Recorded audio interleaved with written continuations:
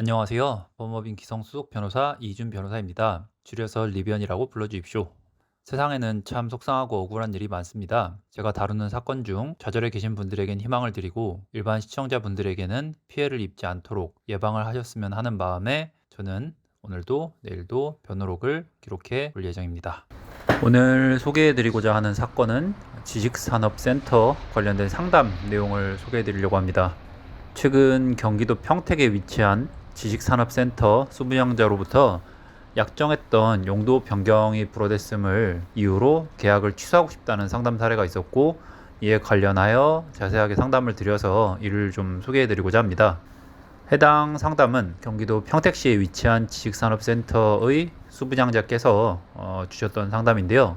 자신이 최초로 약정을 하였던 지원시설로 목적물을 사용을 하는 게 불가능해지자 분양업자랑 시행사 등을 상대로 계약을 취소를 하고 싶은데 이게 가능한지를 여쭤보였습니다.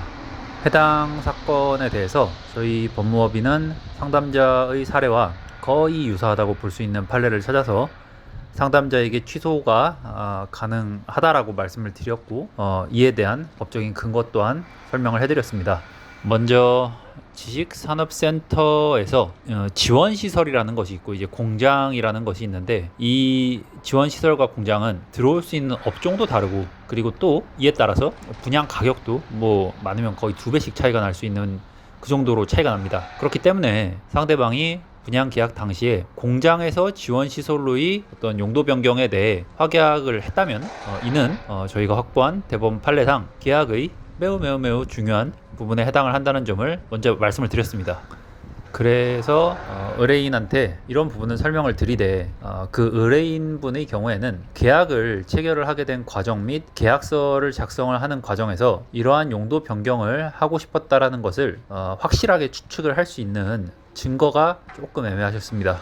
그래서 이러한 약정이 존재를 했다, 이 사실을 증거를 통해서 입증을 효과적으로 계획적으로 해나가시는 것이 이 사건에서 매우 중요하다라는 안내도 함께 드렸습니다. 지식산업센터는 업종의 특성상 계약 당사자들이 크게 우려하지 않고 체결한 업종에 관련된 그런 계약 내용들이 계약 후에 행정당국으로부터 이게 거부가 되면서 수분양자들이 낭패를 보는 경우들이 굉장히 많으십니다. 이때 항상 중요한 게 용도에 관련된 사항이 이 지식산업센터 분양 계약의 가장 중요한 핵심 중 하나라는 사실을 잊지 마시고, 이에 대해서 만약에 이제 특약 형식으로 어떤 그 약정 내용을 쓰셨다, 이 용도에 관해서 그렇다면은 이를 서면, 녹음 등 어떤 방식으로든지 확인이 가능한 방식으로 표시를 하셔야 한다는 것입니다. 최근 지식산업센터는 부동산 열기가 식음으로 인해 그 성격을 잘 모르고 계약을 했거나, 아니면은 분양 상담받은 그쪽 측에서 용도 변경 또는 형식적인 등록만 갖추면 사용이 가능하다, 이런 말을 듣고 계약을 덜컥 하셨다가 이게 낭패를 보는 경우들이 굉장히 많은데요. 지식산업센터에서 용도를 원인으로 하는 계약 해제를 하기 위해서는 사건에 관한 증거와 그리고 법령 해석 모두 이 지식산업센터라는 상품의 특성을 잘 고려를 하여 준비가 돼야 합니다. 따라서 고민을 혼자 하지 마시고 이에 관련된 사건이 있을 경우 전문 변호사의 도움을 받으시길 바랍니다.